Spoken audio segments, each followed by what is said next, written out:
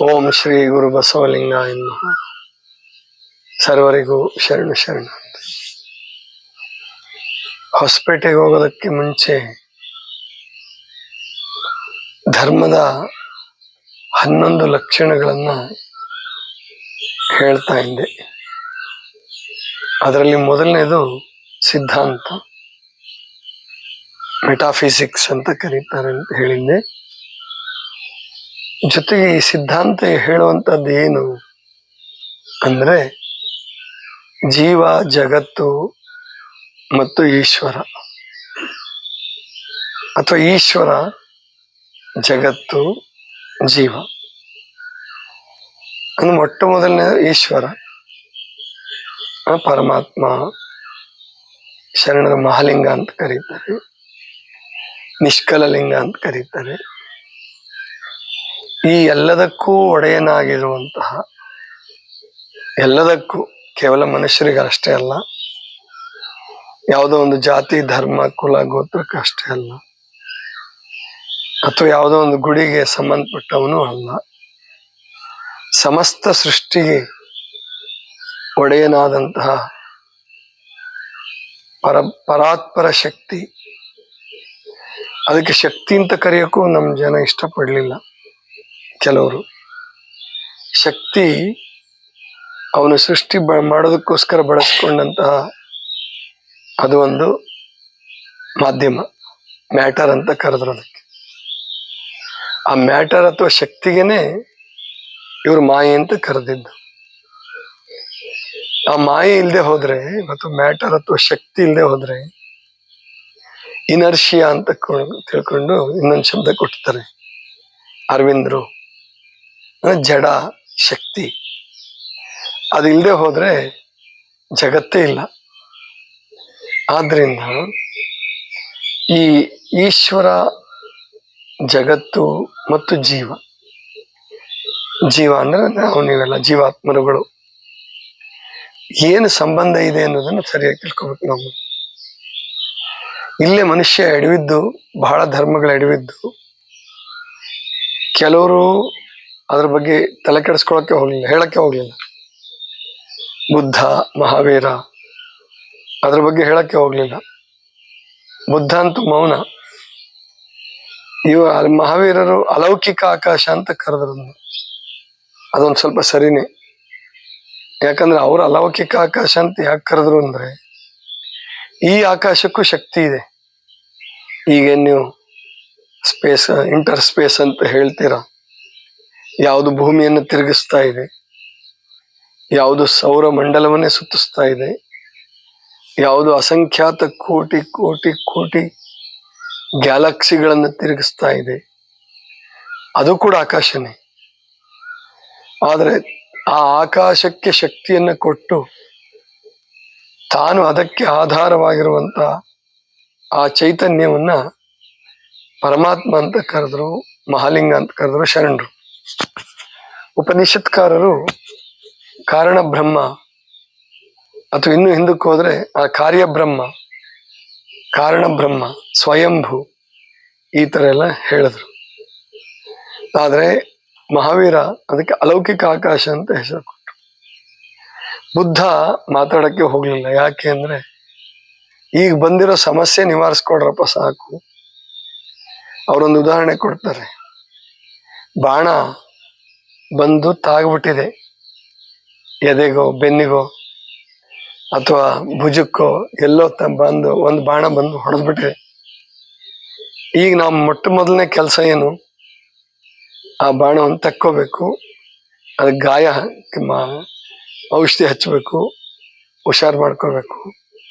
ನೀವೇನ್ ತಪ್ಪು ಮಾಡ್ತಿದ್ದೀರಾ ಅಂತ ಬುದ್ಧ ಹೇಳೋದಂದ್ರೆ, ಆ ಬಾಣ ಎಲ್ಲಿಂದ ಬಂತು, ಯಾರು ಹೊಡೆದ್ರು, ಎಷ್ಟು ದೂರದಿಂದ ಬಂತು, ಏನದು ಉಕ್ಕಿಂದೋ ಕಟ್ಟಿಗೆದೋ, ಇದನ್ನ ವಿಚಾರ ಮಾಡ್ಕೊಂತ ಕೂತ್ರಲ್ಲ ನೀವು ಅಂತ. ಅಂದ್ರೆ ಅವ್ರ ಕಾಲಕ್ಕೆ ವಾದ ವಿವಾದಗಳು ಬಹಳ ನಡೀತಿದ್ವು. ಬುದ್ಧರ ಕಾಲಕ್ಕೆ ದೇವ್ರ ಬಗ್ಗೆ, ಜಗತ್ತಿನ ಬಗ್ಗೆ, ಈಶ್ವರನ ಬಗ್ಗೆ, ಜೀವಾತ್ಮಗಳ ಬಗ್ಗೆ ಬಹಳ ಚರ್ಚೆಗಳು ನಡೆಯೋದು. ಚರ್ಚೆಯಲ್ಲಿ ಯಾರು ಸೋಲ್ತಾರೋ ಅವರು ಗೆದ್ದವ್ರಿಗೆ ಶಿಷ್ಯರಾಗ್ಬೇಕು. ಇದೆಲ್ಲ ಆವಾಗಿನ ಕಾಲದ ಸಂಪ್ರದಾಯ. ಅದಕ್ಕೆ ಬುದ್ಧನಿಗೆ ಬೇಜಾರಾಯ್ತು. ಬೇಡ, ನಿಮ್ಮ ಸಾವಾಸನೆ ಬೇಡ, ನನಗೆ ವಾದ ವಿವಾದ ಬೇಡ. ಮೊದಲು ಸತ್ಯ ಸಾಕ್ಷಾತ್ಕಾರಕ್ಕಾಗಿ ನಾನು ಪ್ರಯತ್ನ ಪಡ್ತೀನಿ, ಜ್ಞಾನೋದಯ ಹೊಂದುತ್ತೀನಿ. ಜ್ಞಾನೋದಯ ಹೊಂದಿದ್ರು ಅದನ್ನ ನಾನು ಕಂಡ ಸತ್ಯವನ್ನ, ಅದನ್ನ ಮುಟ್ಟುವ ಮಾರ್ಗವನ್ನ ನಾನು ಹೇಳ್ಕೊಂತ ಹೊರಡ್ತೀನಿ, ಇಷ್ಟೇ. ಆದ್ರೆ ಇದನ್ನ ಉಪನಿಷತ್ಕಾರರು ಒಪ್ಪಿಲ್ಲ, ವಚನಕಾರರು ಒಪ್ಪಿಲ್ಲ.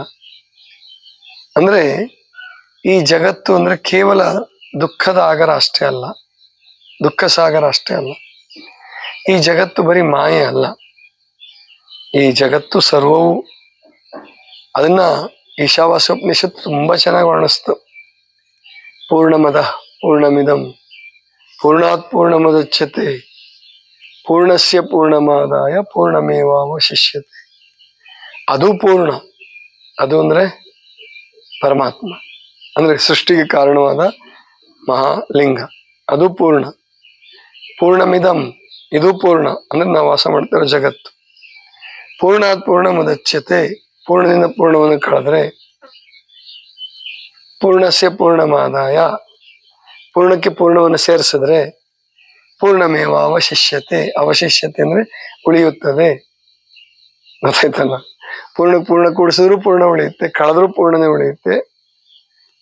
ಆದ್ರಿಂದ ಜಗತ್ತು ಪೂರ್ಣ ಅಂತ ಹೇಳಿತ್ತು ಉಪನಿಷತ್ತು. ಆದ್ರೆ ಆ ಉಪನಿಷತ್ತುಗಳಿಗೆ ವ್ಯಾಖ್ಯಾನ ಮಾಡೋರೇನೆ ಈ ಜಗತ್ತನ್ನ ಏನೇನೋ ಅಂತ ವರ್ಣಿಸಿದ್ರು.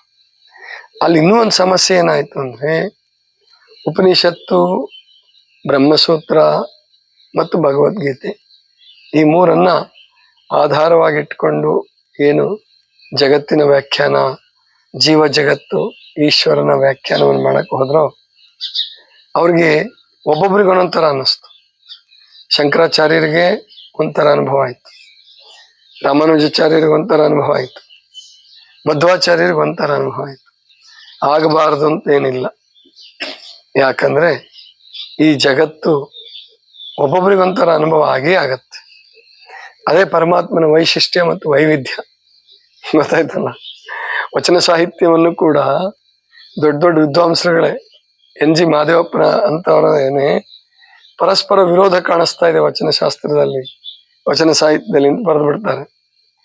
ಅದು ವಿರೋಧ ಕಾಣಿಸೋದು ವಿರೋಧಕ್ಕಾಗಿ ವಿರೋಧ ಅಲ್ಲ.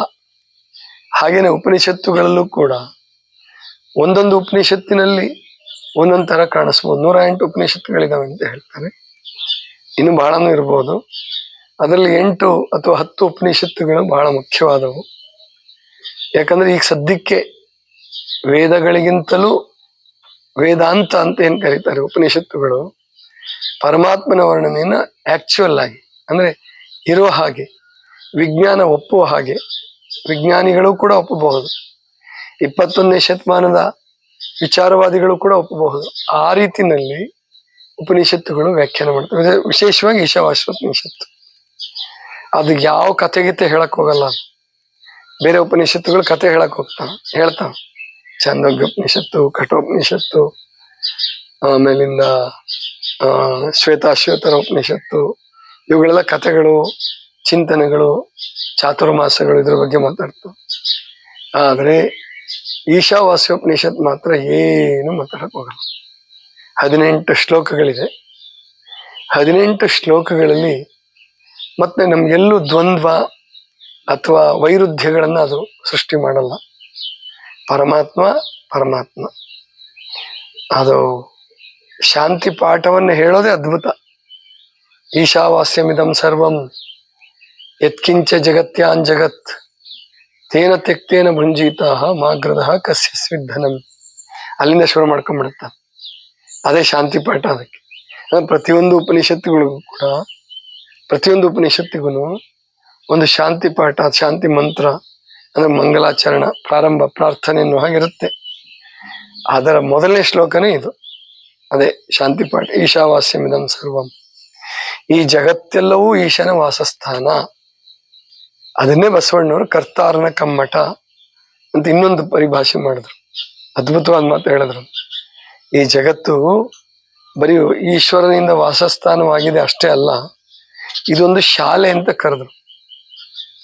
ಜೀವಾತ್ಮರುಗಳು ಪರಮಾತ್ಮ ತನವನ್ನ ಪಡೆಯೋದಕ್ಕಾಗಿ ಅಥವಾ ತನ್ನಲ್ಲಿದ್ದಂತಹ ಪರಮಾತ್ಮ ತನವನ್ನ ಜಾಗೃತಿ ಮಾಡಿಕೊಳ್ಳುವುದಕ್ಕಾಗಿ ಇದೊಂದು ಪಾಠಶಾಲೆ, ಕರ್ತಾರನ ಕಮ್ಮಟ. ಕಮ್ಮಟ ಅಂದ್ರೆ ಶಿಬಿರ ಗಿಬಿರ ಮಾಡ್ತಿರಲ್ಲ ನೀವು, ಎಲೆಕ್ಷನ್ ಇದ್ದಾಗ ನಿಮಗೆ ಕರೀತಾರಲ್ಲ ಟ್ರೈನಿಂಗ್ ಕೊಡಕ್ಕೆ, ಹಂಗೆ ನಮಗೆ ಈ ಜಗತ್ತು ಅನ್ನುವಂತಹದ್ದು ಪರಮಾತ್ಮನನ್ನ ಕಾಣುವುದಕ್ಕಾಗಿ, ಪರಮಾತ್ಮನನ್ನ ಪ್ರಾಪ್ತಿ ಮಾಡಿಕೊಳ್ಳುವುದಕ್ಕಾಗಿ ಇರ್ತಕ್ಕಂಥ ಒಂದು ಕಮ್ಮಟ. ಮತ್ತೆ ಇದು ಮಾಯೆ ಹೇಗಾಗುತ್ತೆ? ಇದು ಕ್ಷಣಿಕ ಇರ್ಬೋದು, ಕ್ಷಣಿಕ ಅಂದ್ರೂ ಕ್ಷಣಿಕ ಅಂತ ಶಬ್ದ ಬಳಸೋದು ಬೇಡ, ತಾತ್ಕಾಲಿಕ ಆಗ್ಬೋದು. ತಾತ್ಕಾಲಿಕ ಅಂದ್ರೂ ಕೂಡ ನಿಮಗೆ ಮನುಷ್ಯನಿಗೆ ದೇವರ ಆಯುಷ್ಯ ಹೆಚ್ಚೆ ಕೊಟ್ಟಿದ್ದಾನೆ. ಬೇರೆ ಪ್ರಾಣಿಗಳಿಗಿಂತ, ಬೇರೆ ಪ್ರಾಣಿಗಳಿಗೆ 20 ವರ್ಷ, 15, 20, 10ರಿಂದ ಶುರು ಆಗುತ್ತೆ, 15, 20 ಬಹಳ ಅಂದ್ರೆ ಆನೆಗಳಿಗೆ ಸ್ವಲ್ಪ ಜಾಸ್ತಿ, 80, 90, 100ವರೆಗೂ ಕೊಟ್ಟಿದ್ದಾನೆ. ಮನುಷ್ಯನಿಗೂ ಅಷ್ಟೇನೆ ತುಂಬಾ ಆಯುಷ್ಯ ಕೊಟ್ಟಿದ್ದಾನೆ. ಅದಕ್ಕೆ ಯಾಕಪ್ಪ ಇದನ್ನ ನೀರ ಮೇಲನ ಗುಳ್ಳೆ ಅಂದ್ರಿ? ಅವ್ರಿಗೆ ಹಂಗನ್ನಿಸ್ತು. ಯಾಕಂದ್ರೆ ಯಾವಾಗ ಸಿಡ್ದೋಗ್ಬತ್ತೋ ಗೊತ್ತಾಗಲ್ಲ. ನೆನ್ನೆ ಚೆನ್ನಾಗಿದ್ದ, ಇವತ್ತಾಗ್ಲೇ ಇಲ್ಲ ಅಂತ ಸುದ್ದಿ ಬಂತು, ಮಣ್ಣಾಗೋಯ್ತು, ಸುಟ್ಟಾಕ್ಬಿಟ್ರು, ಅದಕ್ಕೆ ನೀರ ಮೇಲನ ಗುಳ್ಳೆ ಅಂದ್ಬಿಡದ? ಇಲ್ಲ. ಅದಕ್ಕೆ ಈ ಜಗತ್ತು ಕರ್ತಾರನ ಕಮ್ಮಟ, ಈ ಜಗತ್ತು ಈಶನ ವಾಸಸ್ಥಾನ, ಈಶಾವಾಸ್ಯಮಿದಂ ಸರ್ವಂ. ಹಾಗಾದ್ರೆ ಇಲ್ಲಿ ಈಶನ ವಾಸಸ್ಥಾನ ಆದ್ಮೇಲೆ ಕೆಡಕೆ ಹಾಕಿದೆ ಕೇಳಬಹುದು. ಅದು ಪ್ರಕೃತಿ ನಿಯಮ. ಈಶನ ವಾಸಸ್ಥಾನದಲ್ಲಿ ಕೆಡಕಿರ್ಬಾರ್ದು ಅಂತ ಅಲ್ಲ, ಒಳಿತಿರ್ಬೇಕಾದ್ರೆ ಕೆಡಕಿರ್ಲೇಬೇಕು. ಒಳಿತು ಕೆಡುಕು ಸಮ್ಮಿಶ್ರಣ, ಒಂದನ್ನು ಬಿಟ್ಟು ಒಂದು ಇರಕ್ ಸಾಧ್ಯವೇ ಇಲ್ಲ. ಒಂದು ಕೋಲಿನ 2 ತುದಿಗಳು, ಒಂದು ನಾಣ್ಯದ 2 ಮುಖಗಳು, ಒಳಿತು ಮತ್ತು ಕೆಡುಕು. ಹೆಂಗೆ ಈ ಜಗತ್ ನಡೆಯೋದೇ ದ್ವಂದ್ವಾತ್ಮಕವಾಗಿ, ಹಗಲು ರಾತ್ರಿ, ಹೆಣ್ಣು ಗಂಡು, ಪ್ಲಸ್ ಮೈನಸ್. ಕರೆಂಟ್ ಪಾಸ್ ಆಗ್ಬೇಕು ನೋಡಿ, ವಿಜ್ಞಾನ ಕೂಡ ಅದೇ ಇದೆ, 2 ಇರಬೇಕು. ಪ್ಲಸ್ ಮೈನಸ್ ಇಲ್ಲದೆ ಹೋದ್ರೆ ಎಲೆಕ್ಟ್ರಿಸಿಟಿ ಪಾಸೇ ಆಗಲ್ಲ. ಹಾಗೆ ನಿಮ್ಮೊಳಗೂ ಈಗ ವಿಜ್ಞಾನ ಕಂಡಿಡ್ಕೊಳ್ತು, ನಮ್ಮ ಮೆದುಳಲ್ಲಿ ಆ ಥರ ಎಲೆಕ್ಟ್ರಿಸಿಟಿಯನ್ನು ನಿರ್ಮಾಣ ಮಾಡ್ತಕ್ಕಂಥ ವ್ಯವಸ್ಥೆ ಇದೆ, ಅಂತ ಗ್ರಂಥಿಗಳಿದಾವೆ. ಅದರಿಂದನೇ ನಮ್ಮ ಜೀವನ ನಡೀತಾ ಇರೋದು. ನಾನು ಮಾತಾಡೋದು, ನೀವು ಕೇಳಿಸ್ಕೊಳ್ಳೋದು, ನೀವು ಬರೆಯೋದು, ಚಿಂತನೆ ಮಾಡೋದು, ರೈತರು ಕೆಲಸ ಮಾಡ್ರಿ, ಏನಾದ್ರೂ ಮಾಡ್ರಿ, ಅಲ್ಲಿ ಒಳಗಡೆ ವಿದ್ಯುತ್ ತಯಾರಾಗ್ತಾ ಇದೆ, ಶಕ್ತಿ ಕೊಡ್ತಾ ಇದೆ. ಹಾಗೇನೆ ಈ ಜಗತ್ತು ದ್ವಂದ್ವಾತ್ಮಕ, ಒಳಿತು ಬಿಟ್ಟು ಕೆಡಕಿಲ್ಲ, ಕೆಡಕು ಬಿಟ್ಟು ಒಳಿತಿಲ್ಲ. ಆದ್ರಿಂದ ದುಷ್ಟ ಸಂಹಾರ ಅಲ್ಲ, ದುಷ್ಟ ಪರಿವರ್ತನ, ಶಿಷ್ಟರ ಪ್ರೋತ್ಸಾಹ, ಶಿಷ್ಟರಿಗೆ ಪ್ರೋತ್ಸಾಹ, ದುಷ್ಟರ ಪರಿವರ್ತನ. ಇಲ್ಲಿ ಮೊದಲು ಭಗವದ್ಗೀತೆ ಏನ್ ಹೇಳ್ತಾ ಅಂದ್ರೆ ದುಷ್ಟ ಸಂಹಾರ ಅಂದ್ಬಿಡ್ತು. ಗೊತ್ತಿದೆಯಲ್ಲ ನಿಮಗೆ, ಯದಾ ಯದಾ ಹಿ ಧರ್ಮಸ್ಯ ಗ್ಲಾನಿರ್ಭವತಿ ಭಾರತ ಪರಿತ್ರಾಣಾಯ ಸಾಧೂನಾಂ ವಿನಾಶಾಯ ಚ ದುಷ್ಕೃತಾಂ. ಸಾಧುಗಳನ್ನ ರಕ್ಷಿಸುವುದಕ್ಕೆ, ದುಷ್ಟರನ್ನ ವಿನಾಶ ಮಾಡಕ್ಕೆ ನಾನು ಹುಟ್ಟಿ ಬರ್ತೀನಿ. ಕೃಷ್ಣ ಹೇಳಿದ್ದು ಅಂತ ಅಲ್ಲ, ವೇದವ್ಯಾಸರು ಹೇಳಿಸಿದ್ದು, ಅಥವಾ ವೇದವ್ಯಾಸರ ಕಲ್ಪನೆ. ಅದು ಏನು, 10 ಅವತಾರಗಳು ಮಾತ್ರ ಹೇಳ್ಕೊಂಡ್ರು ಇವರು. 10 ಅವತಾರಗಳಲ್ಲ, ಅನಂತ ಅವತಾರಗಳು, ಎಲ್ಲವೂ ಪ್ರತಿಯೊಂದು ಪರಮಾತ್ಮನ ಅವತಾರ. ಅದಕ್ಕೆ ಅವ್ರೇನ್ ಮಾಡ್ಬಿಟ್ರು, ಹೆಣ್ಣನ್ನ ದೇವರ ಅವತಾರ ಅಂತ ಕರೀಲಿಲ್ಲ, ಹೆಣ್ಣು ದೇವರ ಅವತಾರವೇ ಅಂದ್ರು ಶರಣರು. ಗಂಡು ದೇವರ ಅವತಾರ ಆಗೋದಾದ್ರೆ ಹೆಣ್ಣು ಕೂಡ ದೇವರ ಅವತಾರ. ಆದ್ರಿಂದ ಜಗತ್ತಿನಲ್ಲಿ ಗಂಡು ಮೇಲಲ್ಲ, ಹೆಣ್ಣು ಕೀಳಲ್ಲ. 2 ಕಣ್ಣುಗಳಿದ್ದ ಹಾಗೆ ಉಭಯದಲ್ಲಿ ದೃಷ್ಟಿ, ಒಂದು ಅಂಗದ ಉಭಯದ ದೃಷ್ಟಿಯಲ್ಲಿ ಒಂದು ಹಿಂಗೋದ್ರೆ ಯಾವ್ದಕ್ಕಪ್ಪ ನುಕ್ಸಾನ್ ಅಂತ ಕೇಳಿದ್ರು ಯಾರು? ಡಕ್ಕೆಯ ಮಾರಯ್ಯನವ್ರು. ನೋಡ್ರಿ, ಒಬ್ಬ ಉರುಮಾರಮ್ಮ ಅಂತಿರಲ್ಲ ನೀವು, ಉರುಮಾರಮ್ಮನ ಕುಣಿಸೋನು, ಮಾರಮ್ಮನ ಕುಣಿಸೋನು ಇಂಥ ದೊಡ್ಡ ತತ್ವಜ್ಞಾನ ಹೇಳ, ಅದ್ಭುತವಾದ ವಚನಕಾರರು ಡಕ್ಕೆಯ ಮಾರಯ್ಯನವ್ರು. ಎಲ್ರಿಗೂ ಪಾಠ ಹೇಳ್ಬಿಟ್ರು ಅವರು. ಶರಣರು ಕೂಡ, ಶರಣರಲ್ಲೂ ದೇವತೆಗಳು, ಕ್ಷುದ್ರ ದೇವತೆಗಳನ್ನ ಸುಟ್ಟಾಕ್ಬಿಡ್ತೀನಿ ಅಂತ ಪುರಾಣಕಾರರು ಕತೆ ಬರ್ದಿರ್ಬೋದು. ಶಂಕರದಾಸಿಮಯ್ಯನವ್ರಿಗೆ ಹೇಳಿದ್ರು, ಹೆಂಗಪ್ಪ ಸುಟ್ಟಾಕ್ತೀಯ, ಯಾವ್ದನ್ನ ಸುಟ್ಟಾಕ್ತೀಯ ನೀನು, ಜಗತ್ತಿನಲ್ಲಿ ಅವನ್ ಬಿಟ್ಟು ಯಾವ್ದು ಇಲ್ವೇ ಇಲ್ಲ ಅಂದಾಗ ಅನ್ಯ ದೈವ ಅನ್ನೋದು ಎಲ್ಲಿದೆ ಅಂತ ಕೇಳಿದ್ರು ಅವ್ರು. ಅಂಥ ಜ್ಞಾನಿ ಡಕ್ಕೆಯ ಮಾರಯ್ಯ ಹೇಳ್ತಾರೆ, 2 ಕಣ್ಣಿದೆ ಒಂದು ದೇಹದಲ್ಲಿ, ಒಂದು ಕಣ್ಣು ಹಿಂಗೋದ್ರೆ ಯಾರಿಗಪ್ಪ ನುಕ್ಸಾನು? ಹಂಗೆ ಜಗತ್ತಿನ 2 ಅಂಗಗಳು ಹೆಣ್ಣು ಗಂಡು. ಪರಮಾತ್ಮನ ಎರಡು ಸೃಷ್ಟಿಗಳು ಗಂಡು ಹೆಣ್ಣು, ಯಾಕೆ ಹೆಣ್ಣನ್ ಮಾಯೆ ಅಂತೀಯ? ಹೆಣ್ಣು ಮಾಯೆ ಅನ್ನೋದಾದ್ರೆ ನೀನು ಕೂಡ ಮಾಯೆನೆ, ಗಂಡು ಮಾಯೆ. ಆದ್ರಿಂದ ಹೆಣ್ಣು ಮಾಯೆ ಅಲ್ಲ, ಗಂಡು ಮಾಯೆ ಅಲ್ಲ. ಇವೆರಡು ಪರಮಾತ್ಮನ ಅರಿಲಿಕ್ಕೆ ಬಂದ ಜೀವಗಳು. ಅದರಲ್ಲಿ ಶಕ್ತಿ ಇದೆ. ಕೆಳಮುಖವಾಗಿ ಹರಿಯೋದು ಪ್ರಕೃತಿ ನಿಯಮ, ಗ್ರಾವಿಟೇಷನ್. ಅವಾಗಿನ ಗ್ರಾವಿಟೇಷನ್ ಅನ್ನೋ ಶಬ್ದ ಆಗ್ಲಿ, ಗುರುತ್ವಾಕರ್ಷಣ ಅನ್ನೋ ಶಬ್ದ ಆಗ್ಲಿ 12ನೇ ಶತಮಾನದಾಗೆ ಇನ್ನೂ ಸಂಶೋಧಿಸಲ್ಪಟ್ಟಿರ್ಲಿಲ್ಲ. ಆದ್ರೆ ಪೃಥ್ವಿಗೆ ಧಾರಣ ಶಕ್ತಿ ಇದೆ ಅಂತ ಗೊತ್ತಿತ್ತು. ಅದು ಇವತ್ತಿಂದಲ್ಲ, ಸಾಂಖ್ಯಯೋಗದ ಕಾಲದಿಂದನೂ ಸಾವಿರಾರು ವರ್ಷಗಳ ಹಿಂದೆನೆ ಗೊತ್ತಿತ್ತು. ಪೃಥ್ವಿಗೆ ಧಾರಣ ಶಕ್ತಿ ಇದೆ, ನೀರಿಗೆ ಹರಿಯುವ ಶಕ್ತಿ ಇದೆ, ವಾಯುವಿಗೆ ಚಲನ ಶಕ್ತಿ ಇದೆ, ಇದು ಗೊತ್ತಿತ್ತು. ಧಾರಣ ಶಕ್ತಿನೇ ಗ್ರಾವಿಟೇಷನ್. ಧಾರಣ ಅಂದ್ರೆ ತನ್ನ ಎಲ್ಲದನ್ನೂ ಎಳೆದಿಟ್ಕೊಳ್ಳೋದು, ತನ್ನ ಮೈ ಮೇಲಿದ್ದಂತೆ ಎಲ್ಲವನ್ನು ತಾನು ಆಕರ್ಷಿಸಿ ಇಟ್ಕೊಳ್ಳುತ್ತಲ್ಲ, ಅದಕ್ಕೆ ಧಾರಣ ಶಕ್ತಿ ಅಂತ ಹೇಳಿದ್ರು. ಅದಕ್ಕೆ ಕೆಳಮುಖವಾಗಿ ಹರಿತಿತ್ತು ಪೃಥ್ವಿ ತತ್ವ, ಜಲತತ್ವ ಕೆಳಮುಖವಾಗಿ ಹರಿತಿತ್ತು. ಚೆನ್ನಾಗಿ ಉಂಡ್ರೆ ಮತ್ತಿನ್ನು ಮನಸ್ಸು ಕಾಮ ಕ್ರೋಧ ಲೋಭ ಮೋಹ ಮದಕ್ಕೆ ಹೋಗೋದೆ. ಅತಿಯಾಗಿ ಉಂಡ್ರೆ ಕೆಲಸ ಮಾಡ್ಲಿಲ್ಲ, ಸೋಮಾರಿಯಾಗಿ ಕೂತ್ಕೊಂಡ, ರೋಗ ಆಗೋದೆ. ಅದಕ್ಕೆ ಮಾಯಾಶಕ್ತಿಯನ್ನು ನೀನು ದೂಷಣೆ ಮಾಡಿದ್ರೆ, ಭೂಮಿಯನ್ನೇ ಮಾಯೆ ಅಂದ್ಬಿಟ್ರೆ ನೋ, ನಿಂದು ತಪ್ಪು. ಅದಕ್ಕೆ ಮನದ ಮುಂದಣ ಆಸೆ, ಮನದ ಮುಂದಣ ಅಜ್ಞಾನ, ಮನದ ಮುಂದಣ ಅವಿವೇಕ ಮಾಯೆ ಅಂತ ಹೇಳಿದ್ರು ಶರಣರು. ನಿನ್ನ ತಪ್ಪು ತಿಳುವಳಿಕೆ ಮಾಯೆಯಪ್ಪ, ಅದು ಪ್ರಕೃತಿ ನಿಯಮ. ಅದಕ್ಕೆ ಹೆಣ್ಣು ಮಾಯೆ ಅಲ್ಲ, ಮಣ್ಣಿನ ಮಾಯೆ ಅನ್ಬೇಡ, ಹೊನ್ನಿನ ಮಾಯೆ ಅನ್ಬೇಡ, ಅದನ್ನ ಚೆನ್ನಾಗಿ ಬಳಸ್ಕೊ. ಇದು ಜಗತ್ತಿನ ದೃಷ್ಟಿಕೋನ. ಆಗ ಜಗತ್ತು ಪೂಜ್ಯ, ತ್ಯಾಜ್ಯ ಅಲ್ಲ, ಅದು ಪೂಜ್ಯ ಆಯ್ತು ಶರಣರಿಗೆ. ತ್ಯಾಜ್ಯವಾದದ್ದೇನು ಜಗತ್ತಲ್ಲ, ದುರ್ಗುಣಗಳು ತ್ಯಾಜ್ಯ, ದುಶ್ಚಟಗಳು ತ್ಯಾಜ್ಯ, ತ್ಯಾಜ್ಯಯೋಗ್ಯವಾದವು ತಪ್ಪು ತಿಳುವಳಿಕೆಗಳು ತ್ಯಾಜ್ಯ. ನನ್ನೆಲ್ಲರೂ ಅಜ್ಞಾನವನ್ನು ನಾನು ಕಳ್ಕೋಬೇಕೇ ಹೊರತು ಜಗತ್ತೇ ಸರಿ ಇಲ್ಲ ಅಂದ್ಬಿಟ್ರೆ, ಜಗತ್ತೇ ಹಗ್ಗ, ಅದು ಹಾವು ಹಗ್ಗದಂತೆ ಅಂತ ಹೇಳ್ಬಿಟ್ರೆ, ಇಲ್ಲಪ್ಪ, ನೀನ್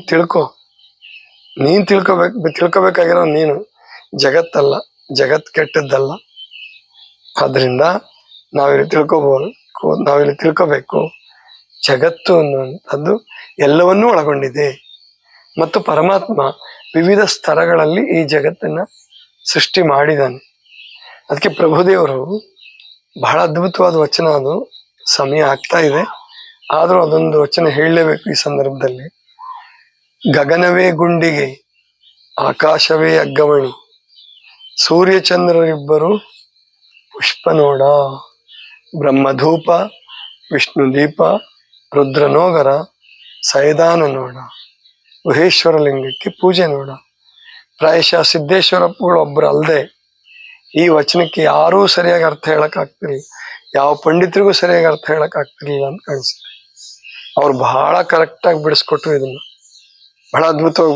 ಈ ವಚನ ಒಂದು ನಮ್ಗೆ ಅರ್ಥ ಆಗಲ್ಬಿಟ್ರೆ ಶರಣರ ತತ್ವಜ್ಞಾನ ಪ್ರಭುದೇವರು ಉಪದೇಶ ಮಾಡಿದ್ ನಮ್ಗೆ ಅರ್ಥ ಆಗುತ್ತೆ. ಗಗನವೇ ಗುಂಡಿಗೆ, ಆಕಾಶವೇ ಅಗ್ಗಮಣಿ. ಗಗನ ಏನಿ ಈ ದಬ್ಬ ಹಾಕೊಂಡಂಗೆ ಕಾಣಿಸುತ್ತಲ್ಲ ನಿಮಗೆ, ಈ ನೀವು ಆಕಾಶವನ್ನು ಗಮನಿಸಿದ್ರೆ ಒಂದೇನೋ ಇದರಿಂದ ಮುಚ್ಚಿದಾನೆ, ಗುಡಾರದ ತರ ಮುಚ್ಚಿದಾನೆ, ಅಥವಾ ಒಂದು ಬಾಂಡೆ ದೊಡ್ಡ ಒಂದು ಮುಚ್ಚಲ ಮುಚ್ಚಿದಾನೆ ನಂಗೆ ಕಾಣಿಸುತ್ತೆ ಅಂತ ಹೇಳಿದ್ರು. ಹೌದಲ್ಲ? ಆತರ ಅದೇ ಗುಂಡಿಗೆ ಅಂತ ಹೇಳಿದ್ರು. ಇನ್ನು ಆಕಾಶವೇ ಅಗ್ಗವಣಿ, ಏನ್ ಮೋಡಗಳು ನೀರು ಸುರಿತದಲ್ಲ ಅದೇ ಅಗ್ಗವಣಿ. ಸೂರ್ಯಚಂದ್ರರ ಪುಷ್ಪಗಳು, ಪರಮಾತ್ಮ ಪೂಜೆಗೆ ಸೂರ್ಯಚಂದ್ರರೇ ಪುಷ್ಪ. ಬರೀ ಸೂರ್ಯಚಂದ್ರ ಪುಷ್ಪ ಅಂತ ಹೇಳಿದ್ರು, ಅನಂತ ನಕ್ಷತ್ರಗಳು ಅಂತ ಗೊತ್ತಾಯ್ತು ಇವಾಗ. ಬ್ರಹ್ಮಧೂಪ ವಿಷ್ಣು ದೀಪ ರುದ್ರನೋಗರ. ಒಂದು ಮಗು ಮನೇಲಿ ಹುಟ್ಟುತ್ತಾ ಇದೆ ಅಂತ ಇಟ್ಕೊಳ್ಳಿ, ಅವಾಗ ಯಾರಿಗಾರ ದುಃಖ ಆಗತ್ತಾ? ಅದು 10ನೇ ಮಗುನೇ ಇರ್ಲಿ, 12ನೇ ಮಗುನೇ ಇರ್ಲಿ, 13ನೇ ಮಗುನೇ ಇರ್ಲಿ, 14ನೇ ಮಗುನೇ ಇರ್ಲಿ, ಹಿಂದಿನ ಕಾಲದಾಗ ಆದ್ರೆ ಯಾರಿಗಾರ ದುಃಖ ಪಡ್ತಾರ? ಇದು ಯಾಕೋ ಆದ್ರೂ ಹುಟ್ಟುತ್ತಾ ಇದೆಯಪ್ಪ ಅಂತ ಹೇಳಿ? ಇಲ್ಲ, ಮಗು ಹುಟ್ಟುತ್ತಾ ಇದೆ ಅಂದ್ರೆ ಖುಷಿ, ಎಲ್ರಿಗೂ ಖುಷಿ. ಅದೆಂತ ಮಗು ಅಂತ ಯಾರು ನೋಡಲ್ಲ. ಅದೇನೋ ಹೆಣ್ಣು ಮಗುನೋ, ಅಂಗವಿಕಲ ಮಗುನೋ, ಬುದ್ಧಿಮಾಂದ್ಯ ಮಗುನೋ ಯಾರು ಕಲ್ಪಿಸ್ಕೊಳ್ಳೋದಿಲ್ಲ. ಹುಟ್ಟುತ್ತಾ ಇದೆ ಅಂದ್ರೆ ಅದೇ ದೊಡ್ಡ ಸಂತೋಷ, ಅದೇ ಧೂಪ. ಬ್ರಹ್ಮ ಸೃಷ್ಟಿ ಇದೆಯಲ್ಲ, ಒಂದು ಕರು ಹುಟ್ಟುತ್ತಾ ಇದೆ ಅಂದ್ರೆ ಹಸುವಿನಲ್ಲಿ ಎಷ್ಟು ಸಡಗರ, ಒಂದು ಮೊಟ್ಟೆಯಿಂದ ಮರಿ ಹೊರಗೆ ಬರ್ತಾ ಇದೆ ಅಂದ್ರೆ ಏನ್ ಸಡಗರ. ಅದೇ ಧೂಪ ಪರಿಮಳ, ಅಂದ್ರೆ ಘಮ ಘಮ ಘಮ ಅಂತ ಇದೆ ಸೃಷ್ಟಿ ಬರುವಾಗ. ಬ್ರಹ್ಮಧೂಪ, ವಿಷ್ಣು ದೀಪ, ಸ್ಥಿತಿ ದೀಪ ಅಂದ್ರೆ ಸ್ಥಿತಿ. ಅದು ಬೆಳಕು ಬೇಕಲ್ಲ ಜೀವನ ನಡೆಯೋದಕ್ಕೆ. ಜ್ಞಾನದ ಬೆಳಕಿರ್ಲಿ, ಕಣ್ಣಿನ ಬೆಳಕಿರ್ಲಿ, ಆತ್ಮದ ಬೆಳಕಿರ್ಲಿ, ಎಲ್ಲವೂ ಬೆಳಕೆ. ಅದೇ ವಿಷ್ಣು. ರುದ್ರನೋಗರ, ಕೊನೆಗೆ ಸಾವು ಲಯ, ಅದೇ ಪರಮಾತ್ಮನಿಗೆ ಅರ್ಪಿತ ಪ್ರಸಾದ. ಹೋಗರ, ರುದ್ರನೋಗರ, ಸೈದಾನ. ಈ ಸೃಷ್ಟಿ ಎಲ್ಲವೂ ಸೈದಾನವೇ, ಎಲ್ಲವೂ ಪರಮಾತ್ಮ ಕಡೆಗೆ ಹೋಗ್ತಾ ಇದೆ, ಪರಮಾತ್ಮನ ಕಡೆಗೆ ಸಾಕ್ತಾ ಇದೆ. ಯುದ್ಧ ಆಗ್ತಿದ್ರು ಕೂಡ ಯುದ್ಧದಲ್ಲಿ ಸಾಯೋದು ಎಲ್ಲವೂ ಆ ಅರ್ಥದಲ್ಲೇ ಭಗವದ್ಗೀತೆ ಹಂಗೆ ಹೇಳೋದು. ನೀನ್ ಇವ್ರನ್ನೇನಪ್ಪ ಕೊಲ್ತೀಯ, ಇವ್ರ ಆಗ್ಲೇ ಸತ್ತೋಗ್ಬಿಟ್ಟಿದ್ದಾರೆ, ಇವ್ರಿಗೆ ಸಾಯೋದೇ ನಿಯಮ ಆಗಿದೆ, ಅದನ್ನ ಹೊಡಿ ಅಂತ ಹೇಳ್ದ. ಅದಕ್ಕೆ ಕಾಲ್ಪನಿಕ ಅಷ್ಟೇ, ಅದಕ್ಕೊಂದು ಕಾನ್ಸೆಪ್ಟ್ ಅದು. ಅಂದ್ರೆ ಎಲ್ಲವೂ ಕೂಡ ಪರಮಾತ್ಮನ ಕಡೆಗೆ ಪ್ರಯಾಣ ಮಾಡ್ತಾ ಇದೆ.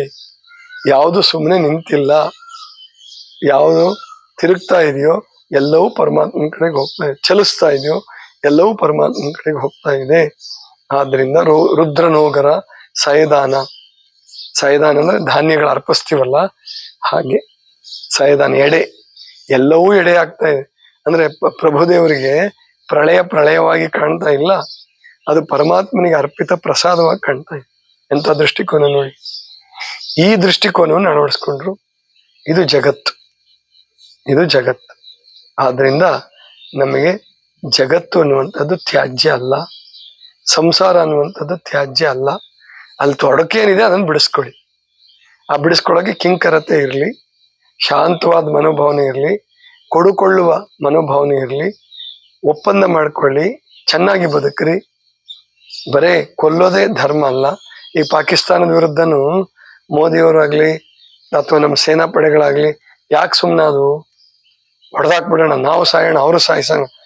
ಇದು ಸಾಯಿಸೋದ್ ಗುರಿ ಅಲ್ಲ ನಮ್ಮವ್ರಿಗೆ ಸಾಯಿಸೋದ್ ಗುರಿ ಅಲ್ಲ. ಏನ್ ದೊಡ್ಡದಾಗಿರ್ಲಿಲ್ಲ, ಖಂಡಿತವಾಗಿ ಅವ್ರು ಪರಮಾಣು ಉಪಯೋಗಿಸ್ತಿದ್ರೋ ಗೊತ್ತಿಲ್ಲ, ಅದೇನು ಹುಸಿ ಬಾಂಬೋ ಹುಸಿ ಬೆದರಿಕೆನೋ ಗೊತ್ತಿಲ್ಲ. ಒಂದ್ ವೇಳೆ ಅವ್ರ ಪರಮಾಣು ತಗೊಂಡ್ ಬಂದ್ರೆ ಹಿಂದಿನ ಕಾಲದ ತರ ಅಮೆರಿಕಾದವ್ರು ಜಪಾನ್ ಮೇಲೆ ಹಾಕದಂಗೆ ಈಗ ಹಾಕಕ್ ಆಗಲ್ಲ. ಆ ವಿಮಾನನೇ ಅಲ್ಲೆಲ್ಲಿ ಹೊರಡ್ತಾನಲ್ಲ, ಹೊರಟೊಂದು 20-30 ಕಿಲೋಮೀಟರ್ಗೆ ಹೊಡೆದಾಕೋ ಸಾಮರ್ಥ್ಯ ಕ್ಷಿಪಣಿಗಳಿಗಿದಾವೆ. ಅಲ್ಲೇ ಪರಮಾಣು ಬಾಂಬ್ ಅಲ್ಲೇ ಬೀಳುತ್ತೆ. ಆವಾಗ ನುಕ್ಸಾನ್ ಆಗೋದು ಯಾರಿಗೆ? ಯಾವುದೇ ಜೀವ ಆಗ್ಲಿ ಸತ್ರೆ ಮತ್ ಬದುಕಕ್ ಬರಲ್ಲ. ಅದಕ್ಕೆ ಮೋದಿಯವರು ನಾವು ಹೊಡೆದವಷ್ಟು ಹೊಡೆದ್ಬಿಟ್ಟಿದೀವಿ, ನಮ್ಮ ಶಕ್ತಿ ಸಾಮರ್ಥ್ಯ ತೋರಿಸ್ಕೊಟ್ಟಿದೀವಿ. ಈಗ ಅವರೇ ಕೇಳ್ತಿದ್ದಾರೆ ಯುದ್ಧ ವಿರಾಮ ಮಾಡೋಣ ಆಯ್ತು, ಇನ್ಮೇಲೆ ನೀವೇನಾದ್ರು ಭಯೋತ್ಪಾದಕ ಪ್ರೋತ್ಸಾಹ ಕೊಟ್ರೆ ಮತ್ತೆ ನಿಮ್ಮನ್ನು ಬಿಡಲ್ಲ ಅವ್ರನ್ನು ಬಿಡಲ್ಲ ಅಂತ ಹೇಳಿದ. ಸರ್ಕಾರನ ನಾವು ಭಯೋತ್ಪಾದಕ ಅಂತಾನೆ ಪರಿಗಣಿಸ್ತೀವಿ, ಭಯೋತ್ಪಾದಕ ದಾಳಿಯನ್ನ ಯುದ್ಧ ಅಂತಾನೆ ಪರಿಗಣಿಸ್ತೀವಿ. ಇದು ಒಬ್ಬ ಮುತ್ಸದ್ದಿಯ, ಒಬ್ಬ ರಾಜಕಾರಣಿಯ ತೀರ್ಮಾನ ಇದು. ಆದ್ರಿಂದ ನಾವಿಲ್ಲಿ ತಿಳ್ಕೋಬೇಕು, ಕೊಲ್ಲೋದೇ ಧರ್ಮ ಅಲ್ಲ, ಅದೇ ಫೈನಲ್ ಅಲ್ಲ. ಕೊಲ್ಲೋದು ಪರಮಾತ್ಮನ ಲಯ, ಪರಮಾತ್ಮನ ನಿಯಮ. ಅದು ಸಾಯ್ಲೇಬೇಕು, ಯಾವ್ದಾರ ರೂಪದಲ್ಲಿ ಸಾಯ್ಬೋದು. ಆದ್ರೆ ಉದ್ದೇಶಪೂರ್ವಕವಾಗಿ ಹೊಡೆದಾಡಿ ಸಾಯೋದಕ್ಕಾಗಿ ಬಂದಿಲ್ಲ ಈ ಜೀವ ಬಂದಿರೋದು ಸಂಸ್ಕಾರ ಪಡೆಯೋದಕ್ಕಾಗಿ, ಆನಂದ ಪಡೋದಕ್ಕಾಗಿ, ಆಮೇಲಿಂದ ಕಲಿಯೋದು, ಆನಂದ ಪಡೋದು, ಅದನ್ನು ವರ್ಗಾಯಿಸಿ ಮುಂದಕ್ಕೆ ಹೋಗೋದು, ಅದನ್ನು ಬಿಟ್ಕೊಟ್ಟು ಹೋಗೋದು. ಇದಿಷ್ಟು ಇವತ್ತಿನ ಚಿಂತನ. ಸರ್ವರಿಗೂ ಶರಣ.